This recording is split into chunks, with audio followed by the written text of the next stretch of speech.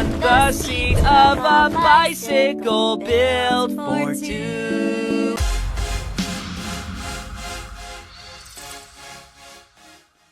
Welcome to Cluster Reel. I'm your host, Chris. The Amazing Digital Circus is a 2026 indie animation film created by Gooseworx. The Amazing Digital Circus was brought to life by Glitch Productions, which has had multiple successes in launching indie animation pilots in the past. The Amazing Digital Circus has been kind of around in the zeitgeist for about almost 3 years. I have been a fan since the pilot dropped. The pilot got like over 400 million views, which is like crazy to think about for a indie animation. But it has a good premise. You have a newcomer going into this digital world named Pomni. She learns that there are other people in the circus. Gangle, Jax, Kinger, Zubul, Kane, Ragatha. And you have a ringmaster that is controlling everything in the circus named Kane, and he is an AI where the others are humans. How you get into the circus is you put on a headset, you're transported to the circus, and now you're living in this digital world not knowing how to get out. There is a character that was mentioned briefly in the beginning named Kaufmo. Later in the episode, Kaufmo ends up abstracting. Abstraction is something that happens when your mind starts losing faith, I think. I think you start losing faith and hope of living your life, and then you abstract. Or it's just a mental breakdown over time of being isolated. Not really clear what exactly causes abstraction, but that's just my interpretation of it. Finding its footing, getting this massive fan base and massive appeal to it, the episodes started coming out a little bit quicker. Episodes would release months between each other because of the production costs, the voice acting, and everything. Glitch was a small studio creating this work. So it started getting more popularity. They started funneling more money into it. The animation got cleaner, crisper, all of that. And the story ended up progressing into a more lore-heavy and character study of all the characters in the circus. Episode 8 released about 3 months ago, and it was announced that the final episode was going to be released in theaters. The Amazing Digital Circus The Last Act is what it was going to be called, and it was going to combine Episode 8 and Episode 9. Episode 8 was already released, so people could see basically close to half of the movie already and know what they're going to get into. And I will say Episode 8 is by far my favorite. It's a close contender with 6, because I really liked Episode 6, but Episode 8, when Kane was having his mental breakdown, I loved that.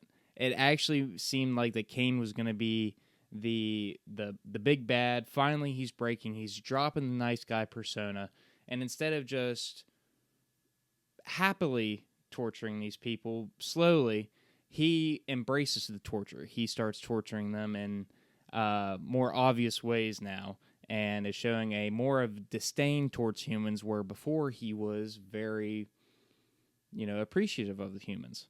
Episode 9 shows up about halfway through the movie, and I saw the movie in theaters because I wanted to support it, because I have been a Amazing Digital Circus fan for a long time, and I saw the movie, and it was all right. The pacing was a little wishy-washy. It was quiet in the theater. There were a lot of quiet parts. There wasn't a whole lot of score in the background to compensate for it. So you're just sitting there in silence with people looking at each other and everything, and it's just awkward. And it's not paced like how a movie should be. I'll say that. It would have been great as just an individual episode, but I understand.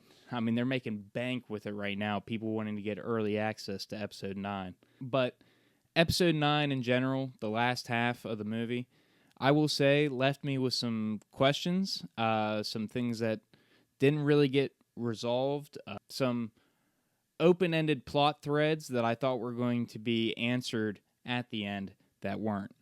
So let's get into it. Number 1, their brain scans. I don't think anybody came to the conclusion that they were not going to leave the circus. It's an animation production. you're not going to have them go into the real life. I just had that in my head, and especially after episode 7 with the whole adventure of them trying to leave. I kind of understood that they weren't really going to leave.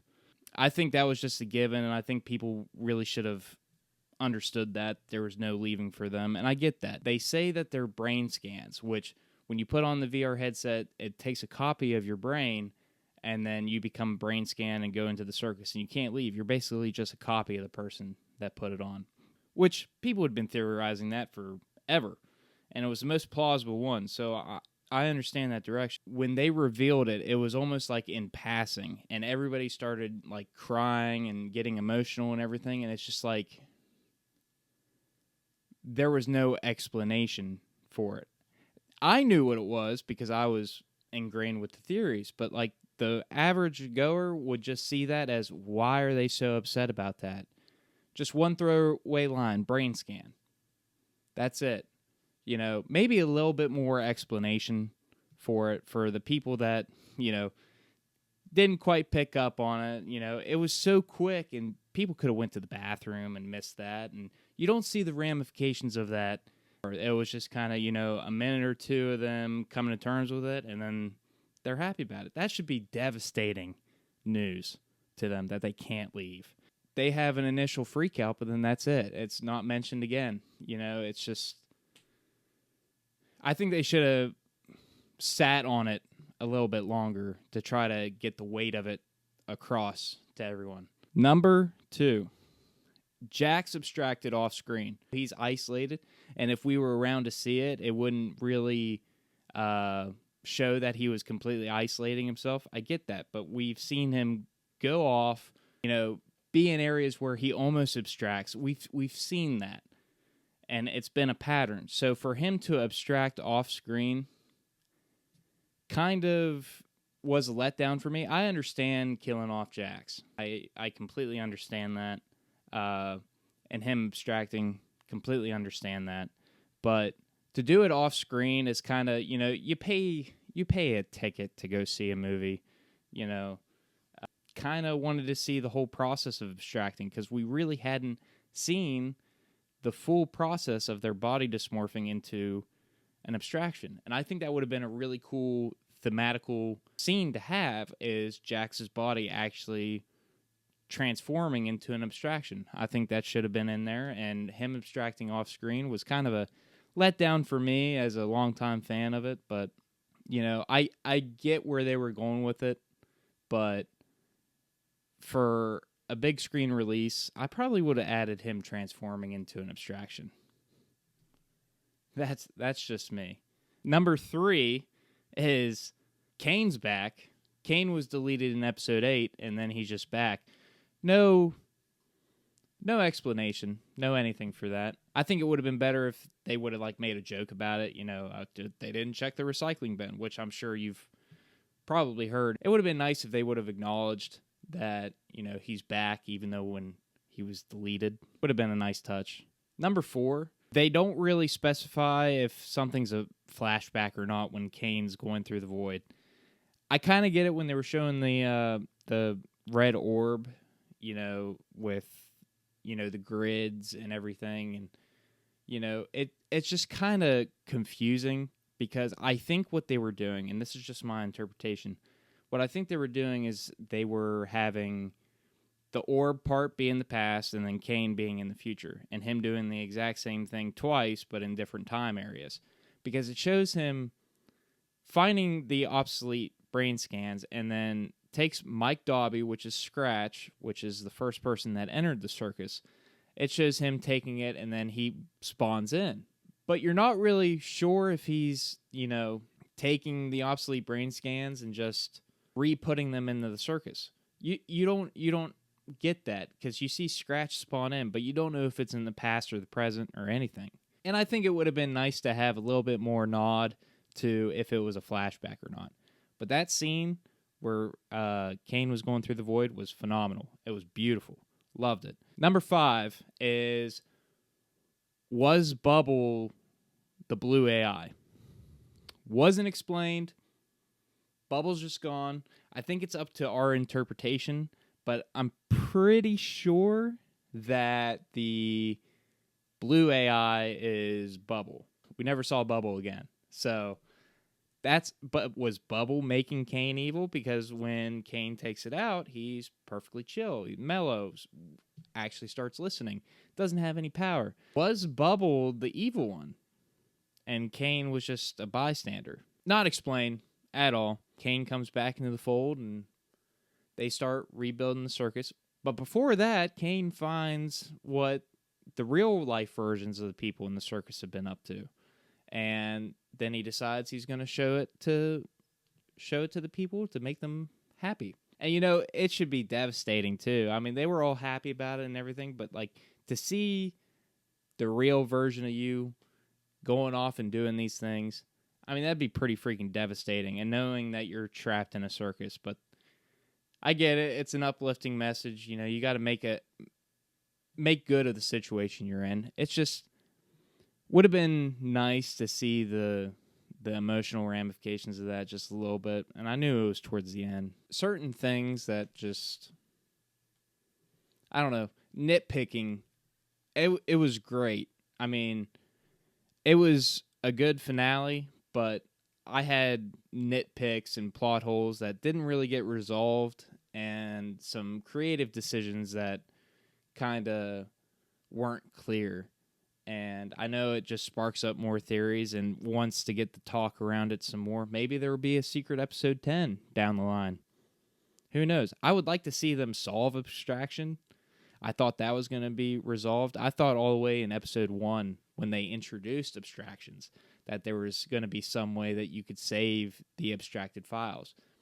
But I kind of like the idea that they're just dead. You know, that Jack's abstracted.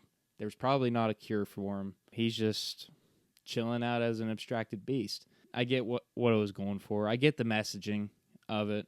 Just, I don't know. Just my hopes for it is I wanted to see them solve abstraction.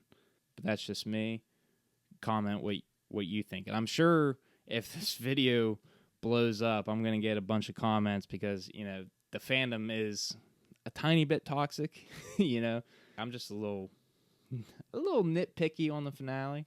I think everything else was perfect. This is a great show. It was perfect. Perfect. Everything, down to the last minute details.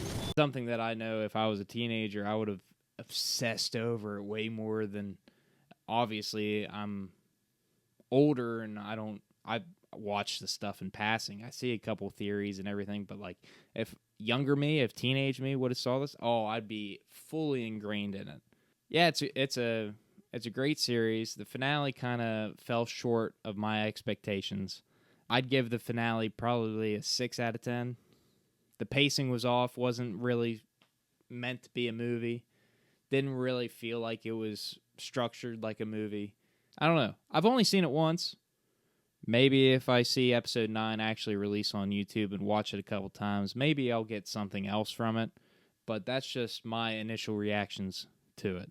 Yeah, that was the Amazing Digital Circus Last Act. So I have a goal with this channel.